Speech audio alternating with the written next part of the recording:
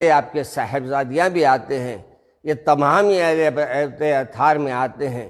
آپ کو عزیز اور دوستو معلوم کہ حضرت حسین اور حسن سے محبت کا یہ اندازہ اب آپ اندازہ لگا سکتے ہیں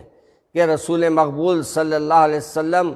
آپ دونوں کو اتنا پیار فرماتے تھے، اتنا چاہتے تھے کہ ان کے لیے آپ نے اپنے آپ کو ہمیشہ واعظ میں ہو یا خطاب میں ہو یا نماز میں ہو، جب کبھی یہ نواسے آپ کے پاس آتے تو نواسوں کا خیال فرماتے تھے۔ چھوٹے سے حسین ایک وقت تشریف لائے اور جب حضرت سرکار دو عالم صلی اللہ علیہ وسلم نماز کی حالت میں ہیں، سجدے میں ہیں، آپ سجدے میں ہیں اور حضرت حسین رضی اللہ تعالیٰ عنہ آپ کی پیٹھ پہ سوار ہو گئے، اور میرے پیارے رسول صلی اللہ علیہ وسلم اپنے سجدے کو طویل فرما لیا، اور اتنا طویل کیا کہ جب تک آپ کے پیٹھ سے آپ کے یعنی حضرت حسین نہیں ہٹ گئے، اور جب حضرت حسین ہٹ جاتے ہیں تو پھر آپ اپنے پیشانی کو اٹھاتے ہیں۔ میرے عزیز دوستو، آپ کا یہ حال تھا کہ آپ حضرت حسن حسین رضی اللہ تعالیٰ عنہ کے روز کیفیت معلوم کرتے، اور نواسے بھی میرے آقا کے محبت میں اتنے گرفتار تھے کہ میرے آقا کے بغیر وہ نواسوں کا وہ محبت کا وہ حق ادا نہیں ہوتا تھا۔ چنانچہ رسول اکرم صلی اللہ علیہ وسلم اپنے پیارے نواسوں کے لیے، آپ کو معلوم ہے کہ جب میرے آقا ایک وقت گھر تشریف لے گئے تو دیکھا کہ حضرت حسن حسین پانی کی وجہ سے، پیاسے ہونے کی وجہ سے بے چین ہے، بے قرار ہے، تو رسول اکرم صلی اللہ علیہ وسلم نے اپنے پیارے نواسوں کی پیاس بجھانے کے لیے اپنی زبان دی، اور زبان دے کر گویا اللہ کے رسول صلی اللہ علیہ وسلم نے فرمایا، اے بیٹو، اے میرے بیٹے، اس کو چوسو تاکہ تمہاری پیاس ختم ہو جائے، پیاس مٹ جائے۔ بتاؤ، آپ کو پیارے رسول صلی اللہ علیہ وسلم کے یہ عمل جس میں پیارے رسول اپنی زبان اپنے نواسوں کو دے رہے ہیں، تو بتائیے آپ کتنی محبت ہے میرے آقا سے۔ ایک بار واقعات میں آتا ہے کہ ایک بار رسول اکرم صلی اللہ علیہ وسلم تشریف لے گئے، گھر میں جا کر دیکھتے کیا ہے کہ حضرت بڑے فاقے سے حالات گزر رہے ہیں۔ رسول اکرم صلی اللہ علیہ وسلم نے جب معلوم کیا تو آپ کی خادمہ نے بتایا کہ 3 دن کے فاقہ ہے، حضرت حسین بھی بھوک سے بے چین ہیں۔ اور پھر آپ نے جو دیکھا، پوچھا میری بیٹی کہاں ہے، تو میرے آقا نے بیٹی کے بارے میں جب سوال کیا تو خادمہ نے بتایا کہ آپ کی بیٹی وہ ایک محراب میں کھڑی ہے اور اللہ کو یاد کر رہی ہے، اللہ کے سامنے سجدہ کر رہی ہے۔ میرے عزیز دوستو، آج میں ان بہنوں سے پوچھنا چاہتا ہوں جو بی بی فاطمہ الزہرا کے چاہنے والے ہیں رضی اللہ تعالیٰ عنہ کے، اور اپنے آپ کو بی بی کے چاہنے والے کہہ کر اپنا تعارف کرواتے ہیں، کیا میرے بی بی صاحبہ نے اپنی بھوک کو برداشت نہیں کیا؟ کیا آپ نے اپنے پیارے ابا جان کے جو دین کو لائے تھے اس دین کے لیے اپنے آپ کو وقف نہیں کیا؟ کیا انہوں نے نماز کو چھوڑا؟ کیا انہوں نے روزوں کو چھوڑا؟ کیا انہوں نے کوئی عبادت کو نظر انداز کیا؟ کیا انہوں نے قرآن کی تلاوت کو چھوڑا؟ آپ کو حیرت ہوگی، بی بی صاحبہ قرآن پاک کی کثرت سے تلاوت فرماتی تھیں، اور میرے آقا صلی اللہ علیہ وسلم کی جو حکم آتے سب سے پہلے بی بی صاحبہ عمل فرماتی۔ گویا آپ کا عمل ہمارے لیے ایک مثالی ہے۔ ہماری بہنیں بھی دیکھے کہ رسول مقبول صلی اللہ علیہ وسلم کی دختر آپ کی اور ہماری پیاری اماں جان بی بی عائشہ صدیقہ رضی اللہ تعالیٰ عنہ ہے، بی بی خدیجہ الکبریٰ ہے، بی بی تمام ہمارے سرکار کے ازواج مطہرات جتنے بھی ہیں، ان کی اگر آپ سیرت اٹھا کے دیکھتے ہیں تو آپ کو معلوم ہوتا ہے کہ سب سے زیادہ فاقے انہوں نے برداشت کیے، مگر سب سے زیادہ اللہ کو راضی کرنے والوں نے یعنی راضی کرنے والوں میں بھی یہی لوگ رہے۔ میرے عزیز دوستوں اور بزرگوں، بی بی صاحبہ پیاسی رہتی، بھوکی رہتی، ہر حال میں اللہ کا شکر ادا کرتی، ہر حال میں اللہ کے سامنے سجدے کرتی۔ کہ آج ہماری بہنیں سجدے کر رہے ہیں، کہ آج ہماری بہنیں اللہ کو یاد کر رہے ہیں، کہ آج یہ 10 دن جو ہمارے اہم دن ہیں۔ اور آپ کو حیرت ہوگی، بعض لوگ تقریر کرتے ہوئے بعض مہینوں کا ذکر کرتے ہیں اور یہ کہتے ہیں یہ مہینے کب تھے۔ ارے لائق علم کا حاصل کرنا بڑا ضروری ہے۔ آپ کو معلوم ہے سورہ نور میں اللہ تبارک و تعالیٰ، سورہ توبہ میں اللہ تبارک و تعالیٰ نے خود یہ 10 دن کا یہ یوم عاشورہ کا اور یہ 4 مہینوں کا ذکر ہے۔ اور یہ مبارک مہینے بھی اس واسطے کہے جاتے ہیں، آپ تو پڑھے ہوں گے یا تو سنے ہوں گے کہ اللہ تبارک و تعالیٰ نے ایسے پیغمبروں کو خطاؤں کو معاف فرمایا اور آزادی عطا فرمائی، اور اللہ تبارک و تعالیٰ نے اسی دن اس بات کے لیے بھی چنا ہے کہ قیامت بھی آئے گی تو 10 محرم کو آئے گی۔ میرے عزیز دوستو، بعض لوگ ایسے ہیں کہ کم علمی کی وجہ سے یہ مہینے کہاں تھے جب یہ مہینوں کا ذکر، ارے یہ 4 مہینوں کا تو ذکر آیا ہے، ایک ساتھ 3 مہینوں کا ذکر آیا ہے، ذی قعدہ، ذی الحج، اور آپ کے یہ 2 مہینے، اور کیا ہے اور ایک مہینہ جو ذکر آتا ہے اس میں محرم الحرام ہے۔ یعنی یہ 3 مہینے ایک ساتھ آئے ہیں، رمضان، ذی قعدہ، ذی الحج، اور پھر ادھر جو ہے اللہ تبارک و تعالیٰ نے ہم کو یہ بتا دیا کہ اللہ تبارک و تعالیٰ نے یہ بتایا سورہ میں کہ یہ 4 مہینے محترم ہیں، اور یہ 4 مہینے جو محترم ہیں اس کا ذکر آپ کو قرآن پاک میں خود ملتا ہے۔ تو ہم کو بھی یہ چاہیے، سورہ توبہ میں سورت نمبر 36 میں ہے، اور یہ باضابطہ ہمارے کو بتا دیا گیا ہے، اور یہ 4 مہینوں کی ہمارے سامنے اہمیت کو پیش کیا گیا، اور یہ بتایا کہ جنت کا معاملہ کیا ہے۔ نوح کی کشتی کو اللہ نے کنارہ دیا، اور اسی انداز سے آپ کو یہ بھی معلوم ہونا چاہیے کہ 4 مہینوں میں ذی قعدہ، ذی الحج، محرم، اور یہ 3 مہینے ہیں، اور رجب ایک مہینہ الگ ہے۔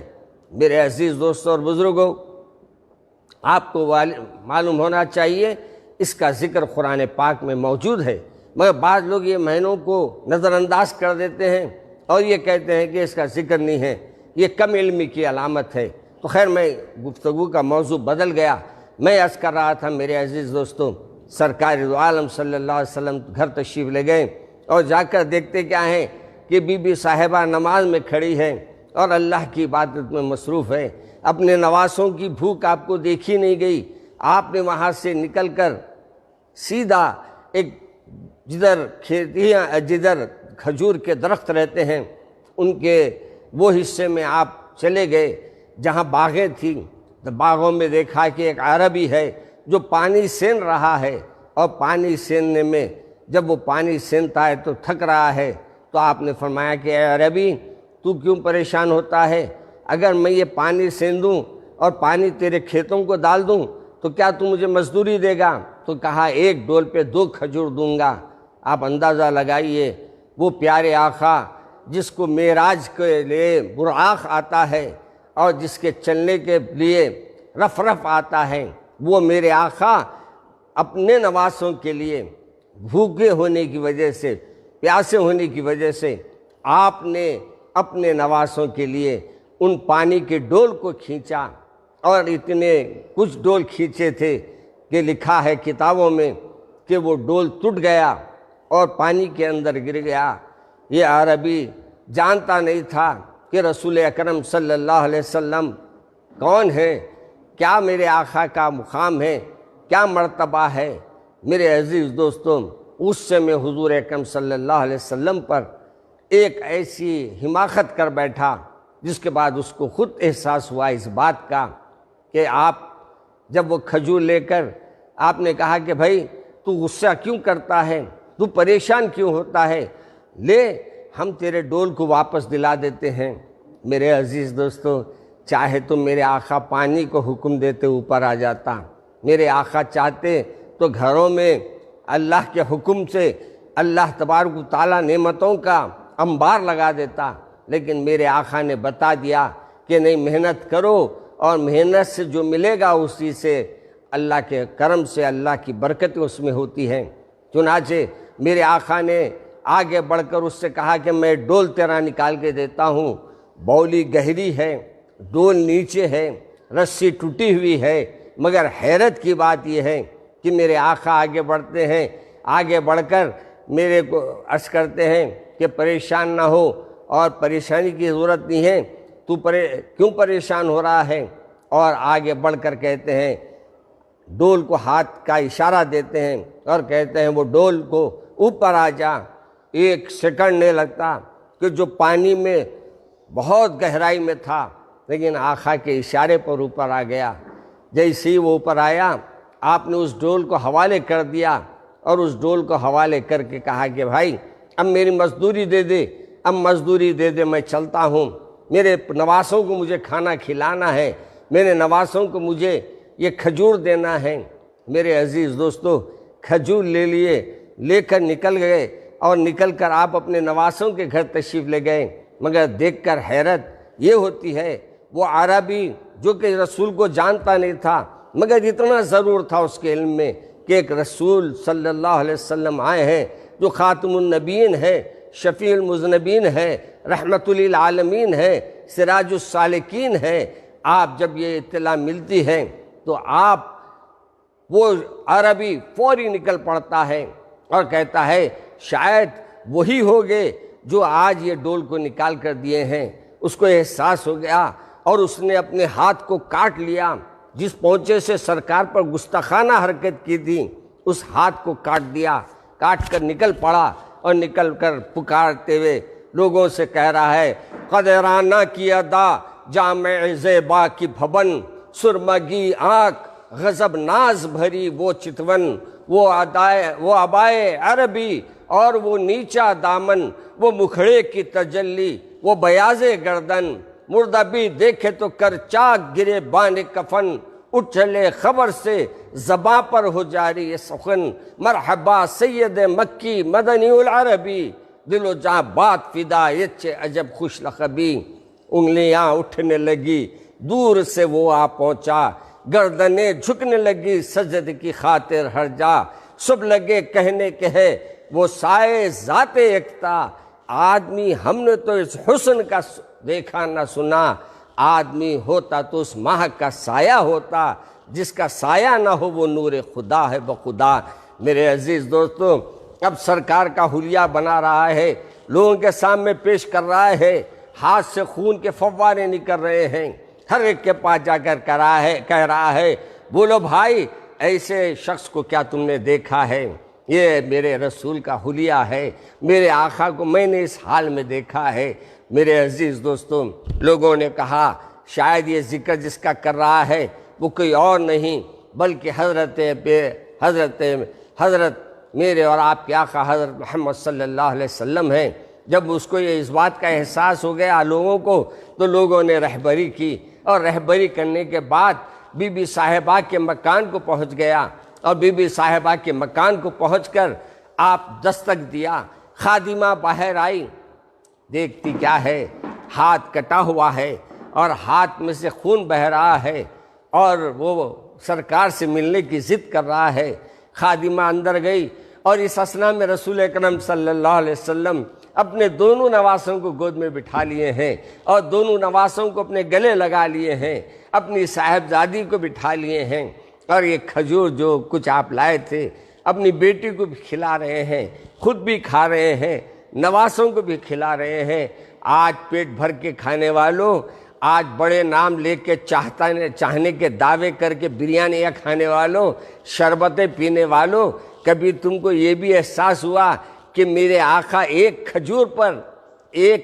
پر میرے نواز رسول اپنی بھوک کو ختم کر لیتے تھے؟ آج تمہارے پیٹوں میں تو ایسے غذائیں جا رہے ہیں جو حرام ہیں، جو اللہ نے منع کیا ہے، جو تمہارے کو معلوم ہی نہیں، ایسے دستروں پہ جا کے تم کھانے کھاتے ہیں، حلال کھا رہے ہیں حرام کھا رہے ہیں اس کی تمیز نہیں ہے، بس کھانے سے غرض ہے ہمارے کو، کھانے چلے جاتے ہیں، کسی کا ولیمہ ہو، کسی کی دعوت ہو، کسی کے بڑے بڑے آدمی بلا لیتے ہیں، آپ پہنچ جاتے ہیں۔ یاد رکھو آپ کا حرام لقمہ آپ کے 40 دن کی عبادتوں کو ناکارہ کر دیتا ہے اور آپ کو اللہ سے دوری پیدا کر دیتا ہے۔ اس واسطے سے لقمہ حلال کھایا کرو۔ آج ہمارے کو حلال روٹی کھانا ہے،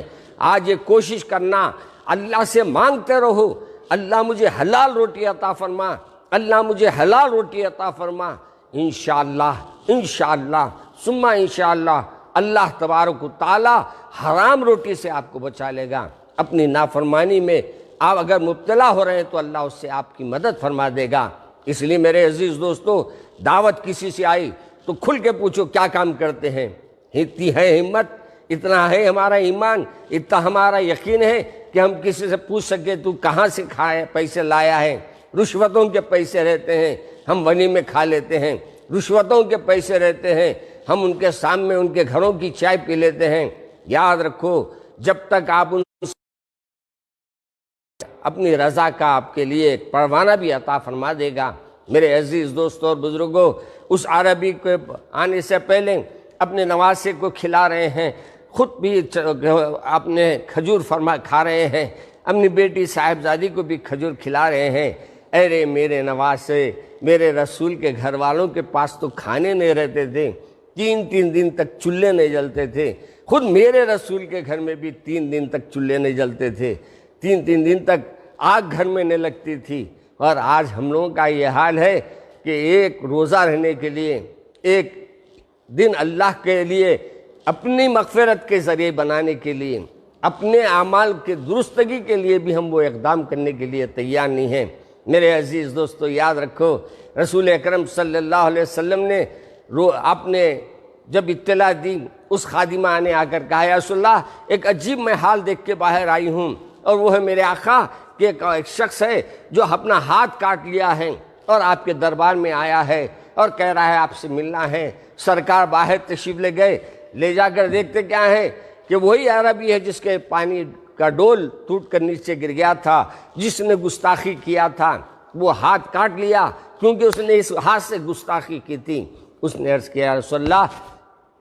مجھے علم نہیں تھا آپ اللہ کے رسول ہیں، مجھے علم نہیں تھا آپ خاتم النبیین ہیں، مجھے علم نہیں تھا کہ جس کے آج مدینے میں چرچے ہوں آپ ہیں۔ میں آقا آپ کے پاس آیا ہوں اور یہ جو گناہ مجھ سے یہ ہاتھ سے سرزد ہوا، میں نے اس ہاتھ کو اپنے جسم سے الگ کر لیا ہے۔ میرے آقا نے تمام باتوں کو سن کر کہا میاں تو ہاتھ جو کاٹ لیا ہے میں اس سے خوش نہیں ہوں گا۔ تو کہا میرے آقا فرمائیے آپ جس سے خوش ہوتے ہیں وہ کام میں کرنے کے لیے تیار ہوں۔ میرے آقا صلی اللہ علیہ وسلم نے فرمایا اگر تم میرے لیے اگر یہ عمل کرتے ہیں تو مجھے خوشی نہیں ہوگی، بلکہ تم اگر یہ عمل اللہ کے لیے کرو اور اس بات کی گواہی دے دو اشہد ان لا الہ الا اللہ واشہد ان محمد رسول اللہ، میں اللہ کا رسول ہوں اور اللہ ایک ہے، اس کی گواہی دے دو، میں اس سے خوش ہوں گا۔ اس نے کہا ہے میرے آقا میں تو آیا اپنا ہاتھ اپنی غلطی کو منوانے اور آپ مجھے جنت کا مجھے اللہ آپ جنت میں جانے کا ٹکٹ دے رہے ہیں۔ میرے عزیز دوستو اللہ کے رسول نے اپنا لعاب مبارک نکال کر اس کے ہاتھ کے اطراف لگا کر کہا کہ اے اللہ اس کے ہاتھ کو جوڑ دیجئے۔ اللہ تبارک و تعالیٰ نے اس کو تندرستی عطا فرما دی۔ میرے عزیز دوستو جو رسول اپنے آنے والے کے ہاتھ کو جوڑ سکتا ہے، کیا وہ میرے آقا اپنے نواسوں کی حفاظت کے لیے دعا نہیں کر سکتے؟ لیکن میرے آقا کو معلوم تھا زندگی میں کہ ایک وقت آئے گا کہ اب ایسے لوگ جو دین کا لباس اوڑھ کے حضرت حسین کے لیے ایک شہادت کا ایک دن شہادت شہید کریں گے، وہ دن حضور اکرم صلی اللہ علیہ وسلم کو علم میں تھا، لیکن میرے آقا صلی اللہ علیہ وسلم نے اللہ سے یہ دعا نہیں فرمائی کہ اللہ اس بلا کو ٹال دیجئے۔ اللہ کے رسول کو معلوم تھا کہ اللہ کا جو بھی کام ہوتا وہ اللہ کی مصلحت اللہ جانتا ہے۔ میرے عزیز دوستو وہ نواسوں کو جو میرے رسول اپنے سینے پہ لگا کر بیٹھتے تھے، وہ نواسوں کو جو اپنے ایک وقت تو نواسوں کی محبت ایسی بڑھ گئی کہ ایک دن عید کا موقع ہے، حسن حسین تشریف لائے، آ کر کہا اے میرے نانا جان، آج ہم کو لوگوں کو دیکھیں ہم نے اونٹوں پہ بیٹھے ہیں، ہم بھی اونٹ پہ بیٹھنا چاہتے ہیں۔ سبحان اللہ، رسول کرم صلی اللہ علیہ وسلم نے فرمایا اچھا آپ اونٹ پہ بیٹھنا چاہتے ہیں؟ کہا ہاں۔ تو آپ دونوں گھٹنوں پر، دونوں ہاتھوں پر آ گئے اور اپن جھک گئے، جھک کر کہا آپ بیٹھو اس پہ۔ اب دونوں نواسوں نے آپ پر بیٹھ کر کہا یا رسول اللہ ان کو نکیل ہے پکڑنے کے لیے، ہم کو نکیل نہیں ہے۔ میرے رسول صلی اللہ علیہ وسلم نے اپنی زلفیں عطا فرمائی، کہا کہ دیکھو یہ زلفوں کو پکڑ لو، اور یہ زلفیں تمہاری وہ ان کے یعنی کہتے ہیں نا کہ اونٹ کے جو پکڑ کے چلانے کے ڈوریاں ہوتے ہیں، یہ تمہارے کام آئے گی۔ میرے عزیز دوستوں اور بزرگوں، بتاؤ اس ایسے پیارے نواسوں کو کربلا کے میدان میں، ایسے مقام پر جہاں کوئی ایک دوسرے کا ساتھ دینے والا نہیں، آپ کو معلوم ہے یہ واقعات بڑے طویل ہے، اور یہ واقعات کو اگر بولنا شروع کروں تو مدینے سے نکل کر مکہ مکرمہ آنا، اور مکہ مکرمہ سے نکلنے کے بعد پھر آپ کا وہاں سے حضرت عقیل کو روانہ کرنا، اور کوفیوں کا حضرت عقیل کا استقبال کرنا، اور پھر استقبال کرنے کے بعد 18,000 کے قریب لوگوں نے نہ صرف آپ کے ہاتھ پر بیعت کی، اور بلکہ یہ یقین دلایا کہ ہم حضرت حسین کو خلیفہ بنانا چاہتے ہیں، آپ کو خلافت عطا کرنا، آپ کو خلیفہ ماننا چاہتے ہیں۔ میرے عزیز دوستوں اور بزرگوں، رلانے کو ایک داستان رہ گئی اور کچھ نہیں ہے، تاریخ رہ گئی ہے، تاریخ کے صفحات رہ گئے ہیں، واقعات رہ گئے ہیں، مگر کسی نے خوب کہا کہ حسین رضی اللہ تعالیٰ عنہ کو جب آپ کوفے میں پہنچے تو کہا جانے کے وقت تمام صحابہ جو آپ کے ساتھی تھے، جو سرکار کو اپنی زندگی میں دیکھے ہوئے تھے، جس میں صحابہ میں زبیر بھی تھے اور حضرت عبداللہ بن عمر بھی تھے، ان کا غالباً انتقال ہو گیا تھا، حضرت زبیر تھے اور دیگر صحابہ بھی تھے۔ انہوں نے کہا کہ آپ مت جائیے، کیونکہ کوفی لا یوفی، کوفے والے کبھی آپ کے اعتماد کے قابل نہیں ہیں، اور یاد رکھو آج بھی کوفے والوں پہ بھروسہ نہیں کرنا، آج بھی ان کا ایمان، آج بھی وہی عمل ہے ان کا کہ کب کس کو دغا دیں گے یہ پتہ نہیں، اس لیے کہا گیا کوفی لا یوفی، اے اللہ ہمارے کو بھی ایسے عمل سے بچا جو اللہ حضرت حسین کو ناپسند ہے، اور ایسے عمل سے ہم سب کو حفاظت فرما جو حضرت حسین ناپسند فرماتے تھے۔ میرے عزیز دوستوں اور بزرگوں، اب جب آپ کے ہاتھ پہ بیعت ہوئی، اور یہ بیعت کا معاملہ بھی کب شروع ہوا، وہاں کے کوفیوں نے آپ کو تحریر بتحریر بھیجتے گئے کہ ہم آپ کے ہاتھ پہ یعنی بیعت کرنا چاہتے ہیں، ہم آپ کے ہاتھ پہ بیعت کرنا چاہتے ہیں، ہم آپ کے ہاتھ پہ بیعت کرنا چاہتے ہیں۔ اور جب یہ مسلسل خطوط آنے لگے تو پھر آپ نے اپنے سفر کا ارادہ فرمایا، اور سفر کا ارادہ کرنے کے بعد آپ جب مسلم بن عقیل کو بھیجے تھے، اور وہاں سے حضرت عقیل نے بھی ایک لیٹر بھیجا، ایک تحریر، ایک خط بھیجا کہ حسین رضی اللہ تعالیٰ عنہ کے نام کہ بھائی یہاں لوگ بڑے بے چین ہیں اور آپ پر فدا ہونے کے لیے تیار ہے، لہٰذا آپ وہاں سے تشریف لائیے۔ میرے عزیز دوستوں اور بزرگوں، وہاں سے حضرت حسین رضی اللہ تعالیٰ عنہ کے پاس جب یہ خطوط پہنچنے لگے تو حضرت حسین بھی آگے جانے کا ارادہ فرمایا، اور آگے جانے کے لیے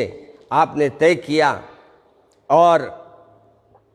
آپ نے اپنے سفر کا ارادہ فرما لیا، اور ارادہ فرما کر آپ نے وہاں سے آگے بڑھ کر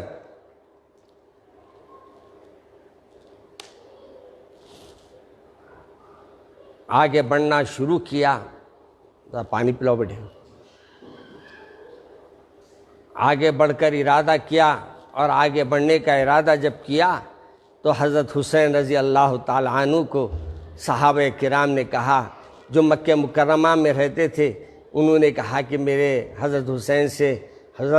سے عرض کرنے لگے کہ حسین آپ مت جائیے، اور آپ کو معلوم نہیں ہے یہ آپ کے بھائی کے ساتھ غداری کرے، یہ آپ کے ابا جان کے ساتھ غداری کرے، اور یہ آپ کے ساتھ بھی وہی عمل کریں گے، ان پہ اعتماد نہیں کیا جا سکتا، آپ مت جائیے۔ مگر حضرت حسین نے فرمایا نہیں میں جاؤں گا۔ بہرحال جب جانے کا ارادہ کر لیا تو لوگوں نے کہا، صحابہ کرام نے اور جو آپ کے ساتھی تھے تابعین، وہ لوگوں نے کہا کہ آپ جا رہے تو جا رہے ہیں، مگر کہ گھر والوں کو مت لے جائیے، خواتین کو چھوڑ دیجئے۔ مگر حضرت حسین نے کہا کہ بھائی چلے، اللہ مالک ہے، اللہ حفاظت کرنے والا ہے۔ میرے عزیز دوستو، سرکار دو عالم صلی اللہ علیہ وسلم کے نواسے آگے بڑھے، ساتھ میں آپ کے چاہنے والے بھی، جانشانہ بھی بہت پیدا ہو جاتے ہیں، سب نے آگے بڑھ کر حضرت حسین کا ساتھ دیا۔ لیکن ایک مقام ایسا آیا جہاں پر آپ کو اس بات کا علم ہوا کہ حضرت عقیل کو وہاں کے بادشاہ نے اور وہاں کے گورنر نے تکلیف پہنچائی ہے، اور وہاں کے گورنر نے ایسا کچھ عمل کر دیا ہے کہ جو لوگ آپ کے اوپر فدا تھے وہ لوگ آج بدل گئے ہیں، اور وہ ولید غالباً ہے کہ وہ اس وقت جو ہے گورنر بن کے آیا ہے، اور وہ تمام لوگوں کو دھمکیاں دے دیا جو بھی حضرت حسین کا ساتھ دیں گے میں اس کی زمینیں کھینچ لوں گا، اس کی اولاد کو ہلاک کر دوں گا، اور اسے فنا کر دوں گا، اور اس کو قتل کر دوں گا۔ جب سب جنے یہ سنے تو حضرت مغرب کی نماز میں سب ساتھ تھے حضرت عقیل کے، اور جب نماز ادا کر کے آپ سلام پھیرے تو پورے کے پورے غائب ہو گئے، گویا پھر آپ اکیلے تنہا رہ گئے۔ پھر آپ کو تکلیف پہنچانے کے لیے آپ کا گھیرا کیا، بڑے تفصیلات ہیں، بڑے لمبے واقعات ہیں، اس میں جانا نہیں چاہتا۔ آخر کار حضرت مسلم کو قید کر لیا گیا، اور قید کر کر ولید کے سامنے پیش کیا گیا، اور جب گورنر کے سامنے پیش ہوئے تو آپ نے کہا کہ میں تیرے کچھ وصیت ہے تو بولو، میں تمہارے کو اس وقت میں تمہاری گردن اڑانا چاہتا ہوں۔ تو حضرت نے فرمایا 2 وصیتیں ہیں، ایک وصیت تو یہ ہے کہ حضرت حسین کو میں نے خط لکھ دیا ہے آنے کے لیے، وہ آ رہے ہوں گے، ان کو آنے سے منع کر دیجئے، اور دوسری یہ کہ یہ جب میرے کو آپ قتل کر دیں گے تو میرے جنازے کو ایسے برہنہ نہ کرے، بلکہ میرے جنازے کی تدفین کر دے۔ مگر یہ ظالم زبان کا ایک تھا، عمل ایک تھا۔ خیر، آپ کو اللہ کے پیارے ہو گئے، اور اپنی گردن کو اپنے نانا جان اور حضرت حسین رضی اللہ تعالیٰ عنہ کی محبت میں اپنی گردن کو کٹا لے کر جانثاری کا ایک بہت بڑا آپ نے اعزاز حاصل فرمایا۔ ادھر مسلم کے انتقال کی خبر، حضرت عقیل کے قتل کی خبر جب لوگوں تک پہنچی تو حضرت عقیل کے بھائیوں نے طے کیا کہ نہیں، ہم جائیں گے اور مقابلہ کریں گے۔ خیر، اب یہ قافلہ نکلا۔ اب وہ قافلے میں جو ہزاروں لوگ شریک تھے یا 100 شریک تھے، وہ قافلے میں حضرت حسین نے اعلان کیا کہ دیکھو، اب تک وہاں میرے کو خلافت کا معاملہ تھا، اب مجھے احساس ہو گیا ہے کہ میری ان کی جنگ ہونے والی ہے، اور میرا ان کی جنگ کی وجہ سے نہیں معلوم کیا حالات ہونے والے ہیں۔ تو میرے عزیز دوستو، حضرت حسین رضی اللہ تعالیٰ عنہ نے ذرا درود شریف پڑھ لیجئے، اللہم صلی علی وسلم۔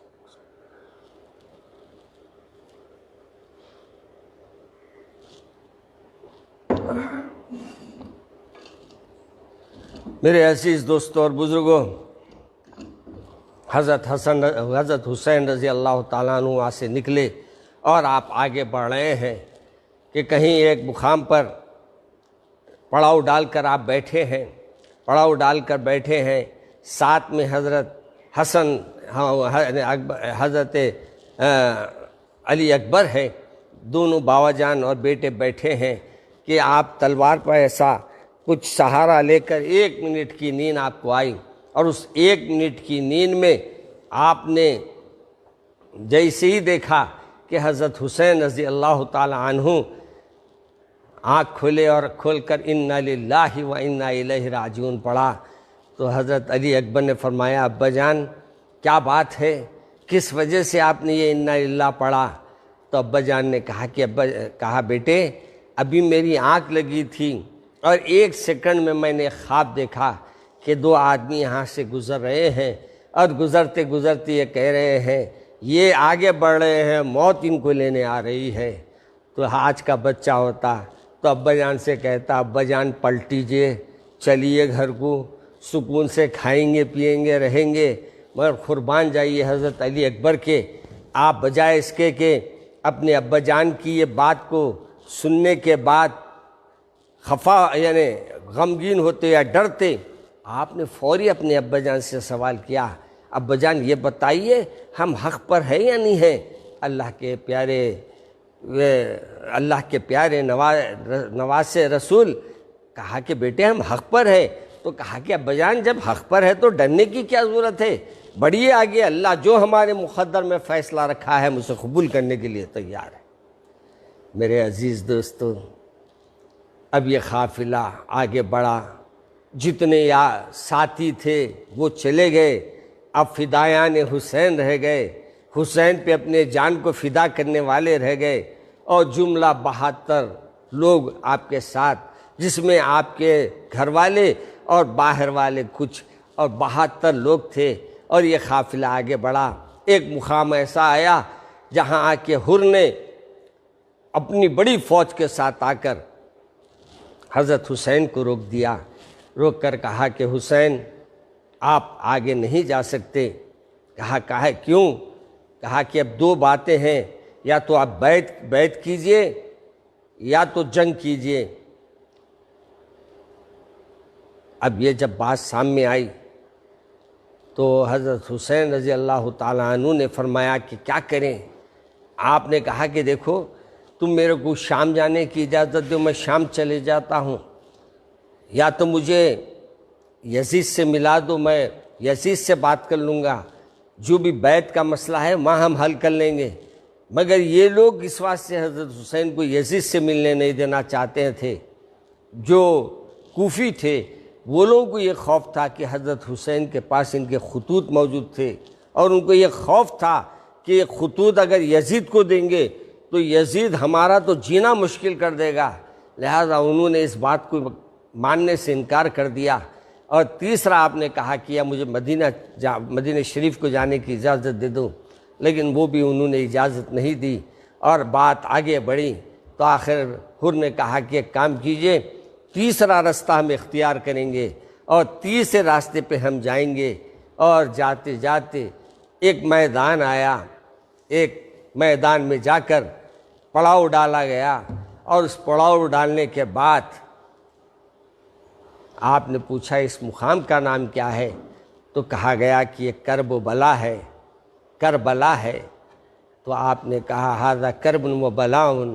یہ بلاؤں کا مقام اور تڑپنے کا مقام ہے۔ میرے عزیز دوستوں اور بزرگوں، پھر کیا تھا، 2 طرف بھی میدان میں جنگ کے تیاریاں شروع ہو گئی، ایک طرف حسین ہے اور 72 لوگ ہیں، ادھر ہزاروں کی فوج ہے، اور ایک طرف حضرت حسین ہے۔ میرے عزیز دوستو، پھر آپ پر کھانا پانی بند کر دیا گیا، حالانکہ وہاں قریب سے ندی بہہ رہی ہے، مگر ندی سے پانی لینے کا بھی آپ کو موقع نہیں دیا گیا۔ اس لیے شاعر نے کہا، بڑے تڑپ کے انداز میں کہا،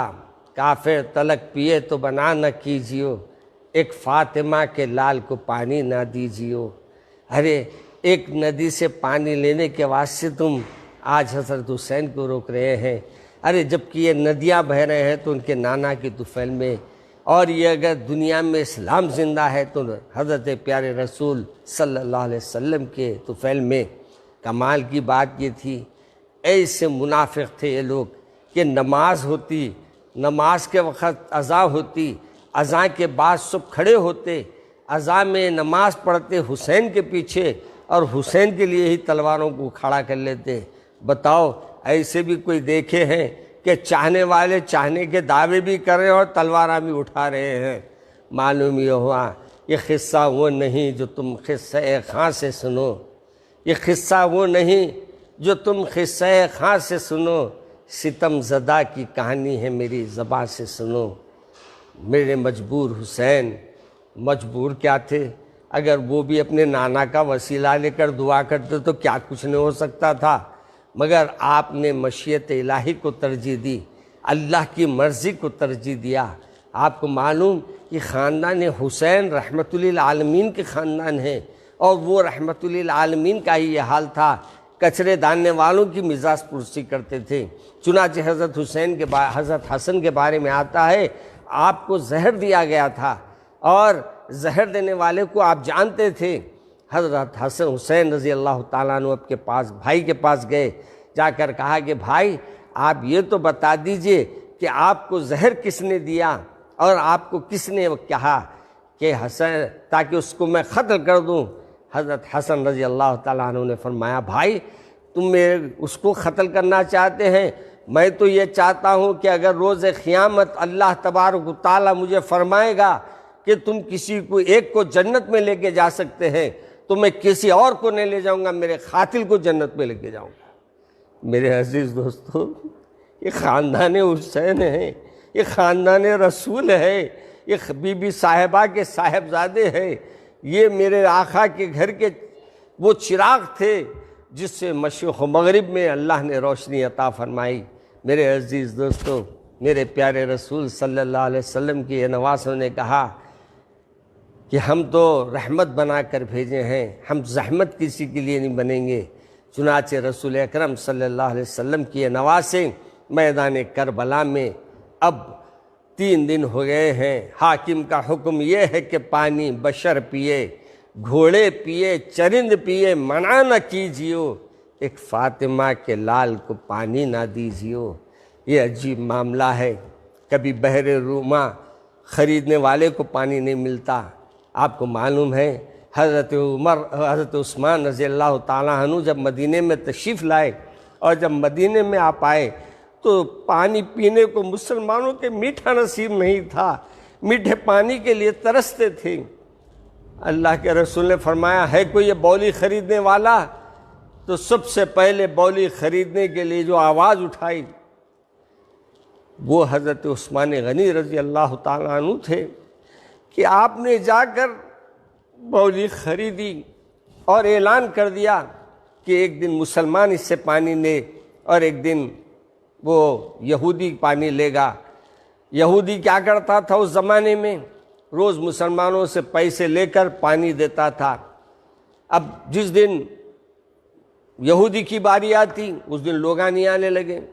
کیونکہ جس دن حضرت عثمان غنی کا دن تھا اس دن پورے لوگ گھروں کا پانی بھر لیتے تھے۔ اس نے کہا کہ یہ بولی آدھی بیچ کے تو میں پریشان ہو گیا،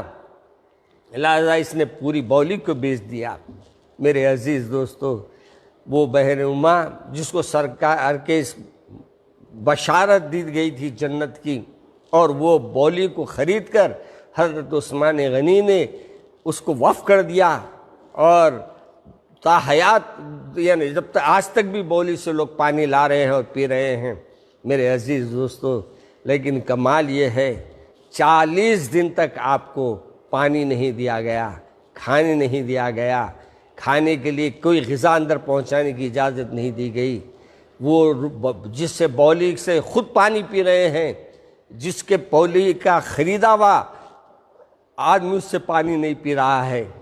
عجیب آزمائشیں رہتی ہیں۔ اللہ والوں کے امتحان بھی بڑے ہوتے ہیں، ان کی سوچ بھی بڑی ہوتی ہے، ان کی فکر بھی بڑی ہوتی ہے۔ تو خیر میں عرض کر رہا تھا میرے عزیز دوستو، اب 3 دن 4 دن گزر گئے، آخر میں یہ بات طے ہوئی کہ بھائی اب شمر بھی یعنی کوئی جو دونوں طرف سے جب بات چیت کوئی منوانے کے لیے کوئی ایسی راستے نہیں نکلے، آخر کار طے ہوا کہ جنگ کا آغاز کیا جائے۔ حضرت حور سرکار کے بڑے چاہنے والے تھے، حضرت اپنے نواسے رسول پہ جان چھڑکنے والے تھے، ان کو یہ معلوم نہیں تھا یہ عراق کے میدان کربلا میں حسین کو شہید کیا جائے گا۔ انہوں نے فوری میدان جنگ کے میدان میں جب فوج کو دونوں طرف کھڑا کر دیا گیا، عجیب بات یہ ہے ایک دن پہلے یہ طے ہوا کہ جنگ لڑی جائے گی، تو حضرت حسین نے اپنے طرف سے فرمایا کہ ایک کام کرو کہ آج کی رات ہم کو عبادت کرنے دے دو، کل صبح جنگ ہوئی یعنی 9 کی رات عبادت کے لیے آپ نے منگی، اور رات تمام کئی خنجر تیز ہو رہے تھے اور کوئی اللہ کو راضی کرنے میں لگا ہوا تھا، اور یہ کہہ رہا تھا کہ مولا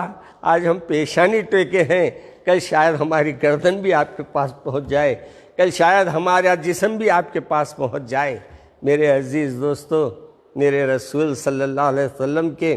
نواسے اپنے طور پر اپنے گھر والوں میں اعلان فرمایا، دیکھو آدھی رات کا اندھیرا ہے، اس وقت کوئی پرسان حال نہیں ہے، اگر کوئی مدینے کو واپس جانا چاہتا ہے ان 72 لوگوں میں تو وہ چلے جا سکتا ہے اور میری فیملی کو بھی لے کے چلے جائے۔ مگر سب نے کہا کہ حسین ہم تو آپ کے ساتھ اپنے جان نثار کرنے آئے ہیں، اپنی جان کا نذرانہ پیش کرنے آئے ہیں، ہم کیسے پلٹ کے جا سکتے ہیں؟ صبح ہوئی تو کیا ہوا، کہیں ہتھیارہ تیز ہوئے اور کہیں اللہ کو راضی کیا گیا، دو طرف بھی مقابلہ شروع ہوا اور دونوں طرف سے مقابلے کا آغاز ہوا۔ میں بالکل مختصر کرتے جا رہا ہوں کیونکہ وقت میں 1 گھنٹے کا رکھا ہوں اور میں تفصیلات میں بغیر گئے جو بول رہا ہوں تو مجھے احساس ہو رہا ہے کہ میں کتنے چیزوں کو آپ کے سامنے پیش نہیں کر رہا ہوں، کیونکہ میرے عزیز دوستوں آج حضرت حسین کے نام پر جو کچھ ہو رہا ہے وہ میرے حسین کو بھی میرے خیال میں پسند نہیں آئے گا۔ آج ایک طرف ہم یہ کہہ رہے ہیں کہ اللہ تبارک و تعالیٰ کی راہ میں جو دنیا سے چلے گئے ہیں اللہ ان کو غذا پہنچاتا ہے اپنے پاس سے، جب ہم کو یہ معلوم ہے کہ جو اللہ کی راہ میں شہید ہوئے ہیں وہ زندہ ہے مزاروں میں، تو پھر ہم کو ماتم کرنا یا ہمارے کو اس عمل کو کرنا کہاں تک درست ہے؟ ہم کو تو خوشی ہونا چاہیے کہ حضرت حسین رضی اللہ تعالیٰ عنہ سے اللہ نے 5 امتحان لیے، وَلَنَبْلُوَنَّكُمْ بِشَيْءٍ مِّنَ الْخَوْفِ وَالْجُوعِ وَنَقْصٍ مِّنَ الْأَمْوَالِ وَالْأَنفُسِ وَالثَّمَرَاتِ وَبَشِّرِ الصَّابِرِينَ۔ اور یہاں ہر امتحان میں حضرت حسین نے کامیابی حاصل کی۔ کہیں آپ کو کہا کہ ہم خوف دے کر آزمائیں گے، کہیں کہا آپ کی جانوں سے آزمائیں گے، آپ کے مال سے آزمائیں گے، آپ کی اولاد سے آزمائیں گے۔ ہر امتحان کو آپ نے اللہ کے لیے قبول کیا، اور پھلوں کو نقصان دے کر آزمائیں گے، اور پھل عموماً اولاد کو کہتے ہیں یہ آپ کا پھل ہے۔ میرے عزیز دوستو اس اولاد کو بھی میدان کربلا میں یہ کوفیوں نے نہیں چھوڑا، اور ایک کے بعد ایک جانثاروں نے آگے بڑھ کر حضرت حسین کے طرف سے مقابلہ کیا۔ اور پھر ایک وقت ایسا آیا کہ جس کے بارے میں میرے دادا جان نے بہت اچھے اشعار لکھے، اس اشعار میں انہوں نے حضرت سرکار دو عالم صلی اللہ علیہ وسلم کے پیارے نواسے کا ذکر کیا ہے، اور اس میں آپ نے بہت اچھے انداز میں فرمایا، تو اس کو میں آپ کے سامنے پیش کرتا ہوں اور عرض کرتا ہوں۔ یہ نکال کے دو بیٹے،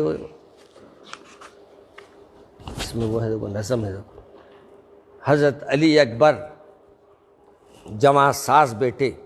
جن کے بارے میں آتا ہے کہ وہ حضرت حسین اور حضرت حسن کے دونوں کے بھائی دونوں جو تھے وہ دونوں میں آپ کی شباہت تھی، یعنی آدھا حصہ جو ہے حسن رضی اللہ تعالیٰ عنہ کے جیسا تھا اور آدھا حصہ حضرت حسین رضی اللہ تعالیٰ عنہ کے جیسا تھا، گویا شباہت رسول بھی ان میں موجود تھی۔ میرے عزیز دوستو وہ میرے دادا جان نے انہی کو اپنے اشعار میں لکھا، دل صاحب اولاد سے انصاف طلب ہے، دل صاحب اولاد سے انصاف طلب ہے، دنیا میں پسر باپ کی زینت کا سبب ہے۔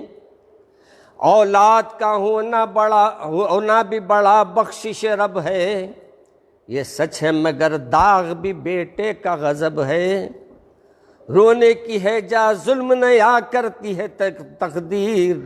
شبیر کو اکبر سے جدا کرتی ہے تقدیر۔ بیٹا بھی وہ بیٹا ہے جو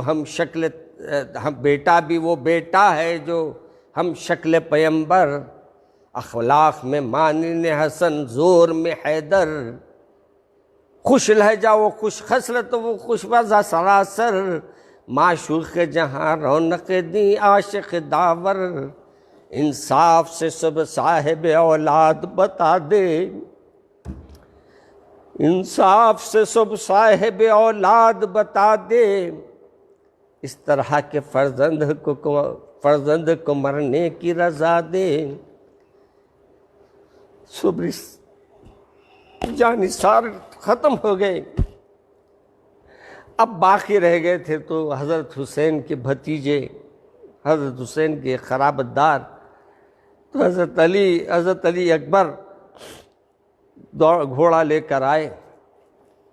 آ کر اپنے ابا جان کے بازو کھڑے ہو گئے، کھڑے ہو کر کہا کہ ابا جان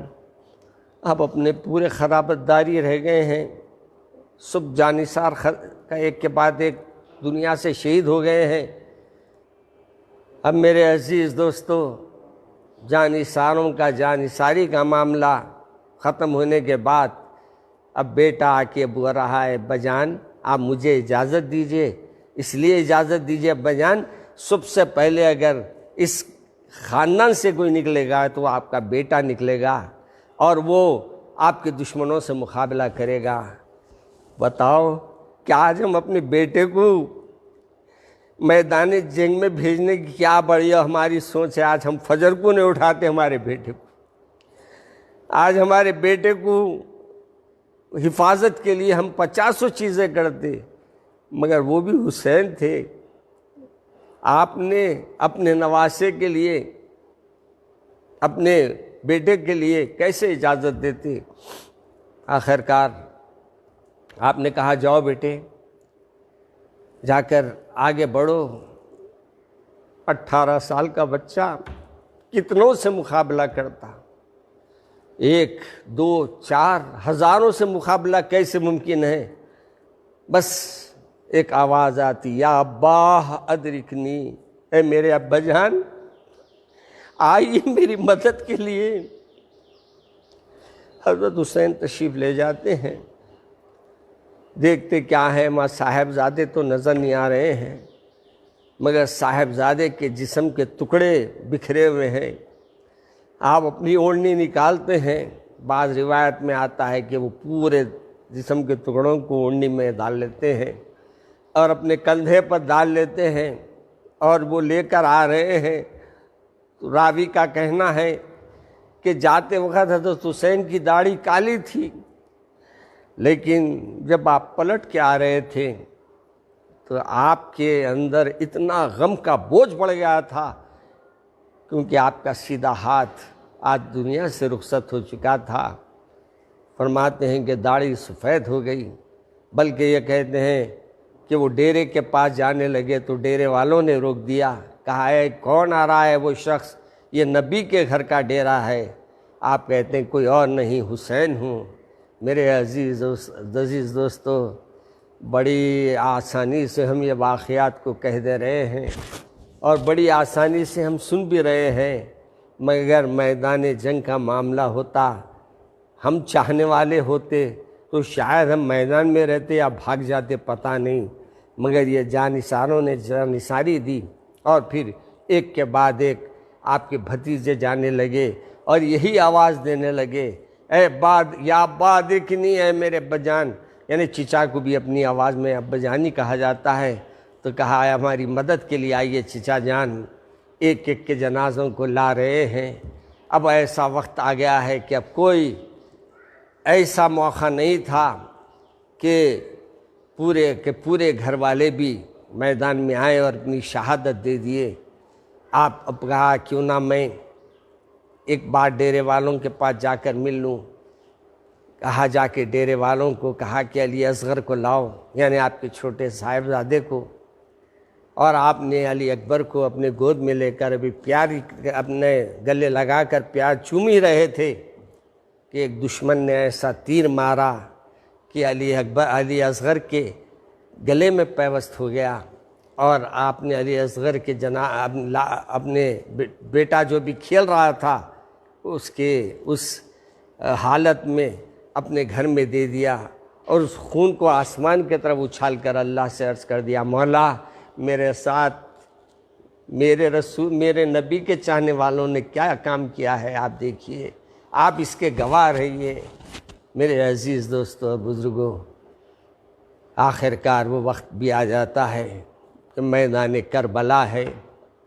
مارنے والے ہزاروں ہیں اور لڑنے والا اکیلا ہے. اور پھر آپ کو پیاس کی شدت محسوس ہوئی، اب فرات کے پاس گئے، جا کے پانی پینے کے لیے وہ نہر کے پاس گئے. جا کر پانی پینا چاہتے ہیں، ہاتھ اٹھا رہے ہیں، ہاتھ خون کے ہے، ہونٹوں پہ سے خون بہہ رہا ہے. قریب لے جاتے ہیں تو خون کا پانی ہو جاتا ہے، پھینک دیتے ہیں. شاید یہ بھی تھا کہ پانی لے جاتے وقت بعض لوگ کہتے ہیں کہ کبھی علی اکبر نظر آئے ہوں گے اور کہہ رہے ہوں گے کہ ابا جان آپ پانی پی رہے ہیں، ہم تو پیاسے چلے گئے نا. حضرت علی اصغر بھی یہی فرما رہے ہوں گے، ابا جان آپ پانی پی رہے ہیں، ہم تو پیاسے چلے گئے نا. آپ نے پھر گھوڑے کو دوڑایا اور پلٹ کر میدان جنگ میں آئے. اور جب میدان جنگ میں آئے تو پھر آپ نے کہا کہ بھائی عصر کا وقت ہو گیا ہے، اور میں یہ نہیں چاہتا کہ اللہ کے سامنے اگر میں رجوع ہوں اور میری نماز قضا ہو جائے، اس لیے میں تم لوگوں سے اجازت چاہتا ہوں کہ میں نماز پڑھوں. اور یہ دشمنوں کو بھی علم تھا کہ شاید حسین سے ہم بعد میں جنگ نہیں کر پائیں گے، کیونکہ حسین کی اگر تلوار نکلتی تو شاید وہ میدان خالی ہو جاتا، کیونکہ نواز رسول کی تلوار تھی، کیسے چلتی اور کیسے لوگوں کو سبق سکھاتی. مگر آپ نے کہا کہ میں نماز کی اجازت دو. آپ نے نماز کی اجازت لی، اور نماز کی اجازت لے کر آپ نے نماز کے لیے رکعت مانی. یہ عجیب نماز تھی، یہ عجیب طریقے کی نماز تھی. خون میں کپڑے بھگے ہوئے ہیں،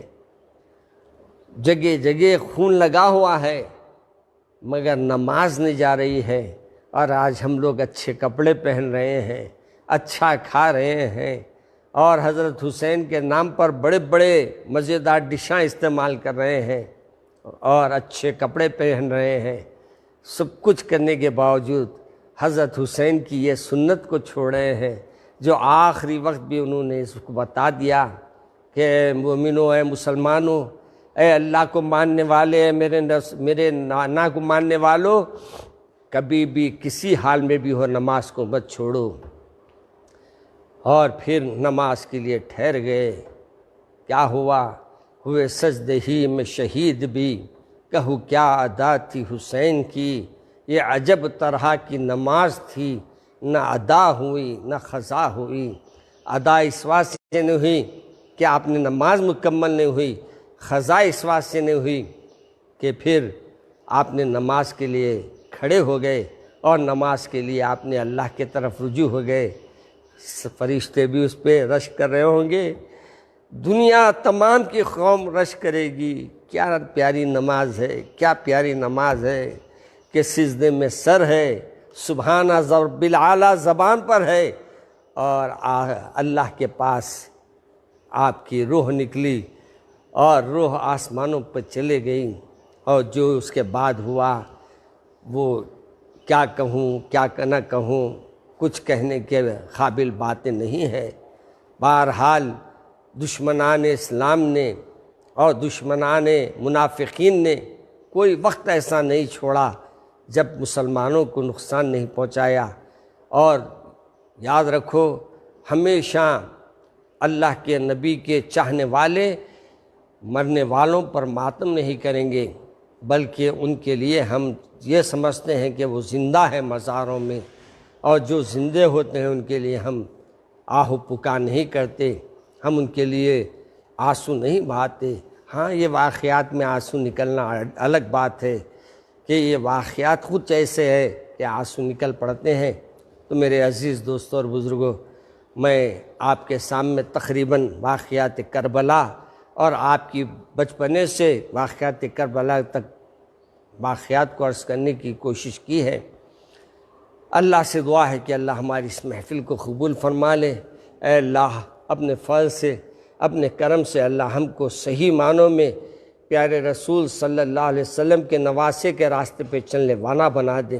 اے اللہ 5 وقتہ نمازی بنا دیں، اور اے اللہ ہم کو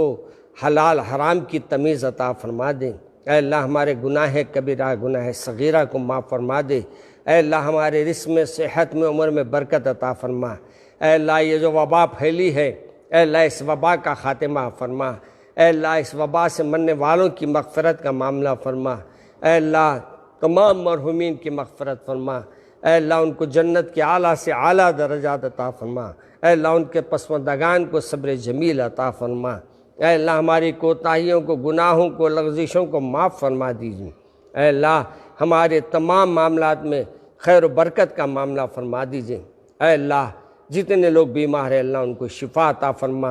اے اللہ جو پریشان حال ہیں ان کی پریشانیاں دور فرما۔ جو بے روزگار ہیں ان کو روزگار عطا فرما۔ اے اللہ یہ حکومت جو مساجد گرائی ہے، اے اللہ اسے توفیق دے کہ وہ پھر صحیح مقامات پر مسجد کا کام شروع کر دے۔ اے اللہ ہمارے کو مسلمانوں میں اتحاد و اتفاق عطا فرما۔ اے اللہ ایک دوسرے پر چھینٹے چھوڑنے سے ہمارے کو بچا۔ ایک دوسرے پر انگلیاں اٹھانے کے بجائے ہم اللہ کے سامنے عرض کریں، مولا گھر توڑنے والوں نے توڑا ہے ان کو توڑ دے، اور گھر بنانے والے ہمت کر رہے ہیں، اے اللہ ان کو گھر بنانے کا موقع عطا فرما دے۔ ربنا ظلمنا انفسنا وَإِن لَّمْ تَغْفِرْ لَنَا وَتَرْحَمْنَا لَنَكُونَنَّ مِنَ الْخَاسِرِينَ رب اغفر وارحم انت خیر الراحمین اللہم احفظنا من کل بلاء الدنیا وعذاب الآخرہ لا الہ الا انت